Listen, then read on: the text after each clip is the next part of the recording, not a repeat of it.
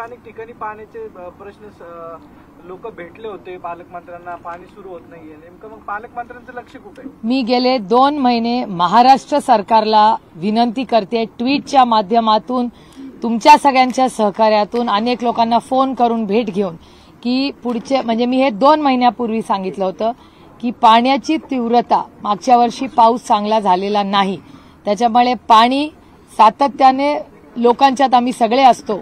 हे लोक कोणीही नगरसेवक आज नाहीत. 2 वर्ष इलेक्शन झालं नसलं तरी लोकांच्या सुखदुःखात रोज 24/7 असतात. कचऱ्याचा विषय अतिशय गंभीर झालेला आहे. ट्रॅफिक तर तोबा तोबा. पुण्याचा ट्रॅफिक म्हणजे लोक मला सांगतात, ताई बाकी सगळं राहू द्या, ट्रॅफिकचा काहीतरी मार्ग काढा. इन्फ्रास्ट्रक्चरचे प्रोजेक्ट्स आज आम्ही 2 रिव्ह्यू केले, त्याच्यात बॉटलनेक्स म्हणजे एक मोठा रस्ता, ह्या तर 7 वर्षामध्ये एकच ब्रिज संपूर्ण पुण्यामध्ये झालेला आहे. बाकी कुठला रस्ता झालाय? मेट्रोचं काम चाललंय.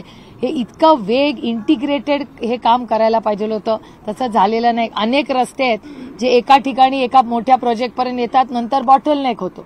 मग त्याचा उपयोग काय झाला? म्हणजे वेगाने यायचं आणि मग तिथे 2 तास थांबून राहायचं.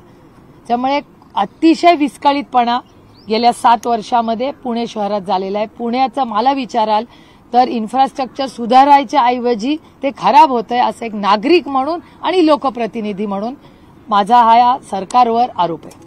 उद्या 19 तारीख आहे, तरी राहुल नार्वेकरांनी जो निर्णय घेतला होता त्या विरोधात आपली एक याचिका आहे सुप्रीम कोर्टात, त्यावर सुनावणी होणार आहे. आणि दुसरं, निवडणूक आयोगाचं एक मेन्शन केलेलं आहे की पक्षचिन्ह नाही भेटलं.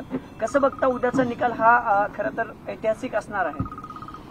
असं आहे की ज्या माणसांनी पक्ष स्थापन केला, फाउंडर मेंबर आणि फाउंडर अध्यक्ष त्या पक्षाचे, त्यांच्याकडून चुकीच्या पद्धतीने पक्ष आणि चिन्ह हिसकावून घेण्यात आलं. त्यामुळे क्रेडिट टू अदृश्य शक्ती, कारण का देश आता